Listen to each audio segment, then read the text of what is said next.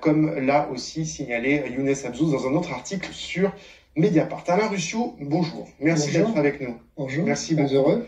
Vous êtes un historien reconnu du fait colonial. Après une histoire de la décolonisation française, une histoire de l'OAS, une anthologie des chansons coloniales qui disait tout de l'imaginaire de la colonisation et bien d'autres livres, vous avez publié donc l'an dernier ce livre alors plus exactement 800 pages, pas 1000 pages, j'ai un peu exagéré, sur les premières années de la colonisation en Algérie, qui s'appelle La Première Guerre d'Algérie, une histoire de conquête et de résistance 1830-1852.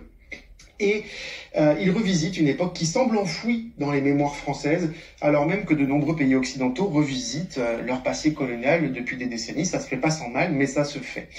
D'abord, je suis curieux, moi, de savoir comment vous avez vu et lu cette polémique concernant Happati. Vous avez dit à l'Humanité récemment, alors Happati a raison de parler des massacres, évidemment, et de l'ampleur des massacres. En tant qu'historien, vous l'auriez peut-être juste pas dit comme ça. Voilà, effectivement, Jean-Michel Happati a dit des choses d'une façon peut-être abrupte, parce que je pense que choquer d'office un téléspectateur peut éventuellement l'empêcher d'aller au-delà et de comprendre effectivement le bien fondé finalement du parallèle. Bien fondé parce que il n'est absolument pas nouveau pour l'historien que je suis et que sont mes collègues. Juste à titre peut-être un petit peu de provocation et de sourire, je suggère à tous nos censeurs d'aujourd'hui de licencier a posteriori Hubert Beuve-Méry, le fondateur du Monde, qui a écrit dans Le Monde le 13 mars 1957 « Dès maintenant, les Français doivent savoir qu'ils n'ont plus le droit de condamner dans les mêmes termes qu'il y a 10 ans les destructeurs d'Oradour et les tortionnaires de la Gestapo ».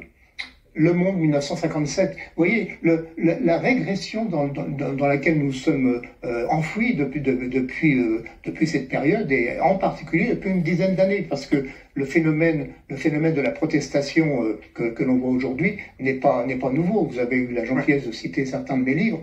Je citerai également Nostalgérie, l'interminable histoire de l'OAS, publié également à La Découverte, livre dans lequel, il y a une petite dizaine d'années maintenant, dans lequel je démontais un petit peu les mécanismes de la montée du négationnisme. Il n'y a pas d'autre mot. Négationnisme, c'est comporte le mot négation. Oui, il y a négation de choses qui sont acquises. Et acquises. Je me permets de citer par exemple notre grand ancêtre. Vous êtes venu avec plein de livres. Hein. Donc là, c'est l'histoire de l'Algérie contemporaine. Voilà. De Charles-Henri Julien.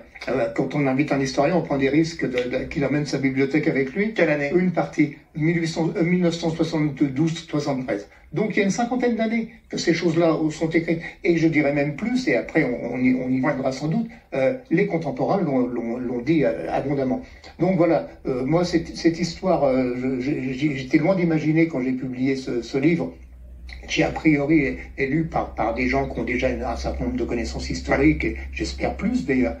J'étais loin d'imaginer que Jean-Michel Happati viendrait confirmer ce que j'ai dit avec ces termes, avec la nécessité de dire des choses très rapidement à la radio. Mais en tout cas, voilà, je constate qu'il a raison. Oui, nul historien, et d'ailleurs je signale que depuis la sortie de Jean-Michel Happati, il n'y a pas un seul historien, pas un seul, qui soit venu contredire le fond de cette démonstration. Ouais. Thomas Soto dit dans cet extrait sur cette émission qu'il en veut à Jean-Michel Happati, lui en veut d'avoir été rattrapé par le buzz. Je cite, il dit aussi que l'éditorialiste, je cite encore, dessert son propos avec un relativisme qui compare les drames, alors que, je cite encore, Oradour-sur-Glane, c'est un massacre absolu. Est-ce qu'il y aurait dans notre mémoire, vous avez parlé tout à l'heure de la citation d'Hubert Beuve-Méry, mais est-ce qu'il y aurait dans notre mémoire collective finalement des massacres absolus et des massacres moins absolus?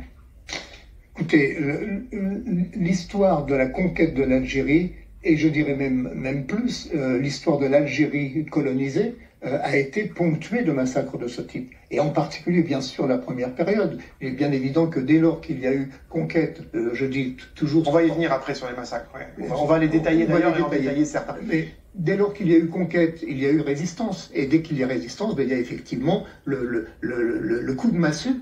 D'ailleurs, c'est un parallèle que j'avais pas imaginé. Le coup de massue contre ces résistances. Et donc, par ricochet, je dirais, contre la population qui soutenait ces résistances. Donc c'est la population civile algérienne qui a subi de plein fouet ces massacres.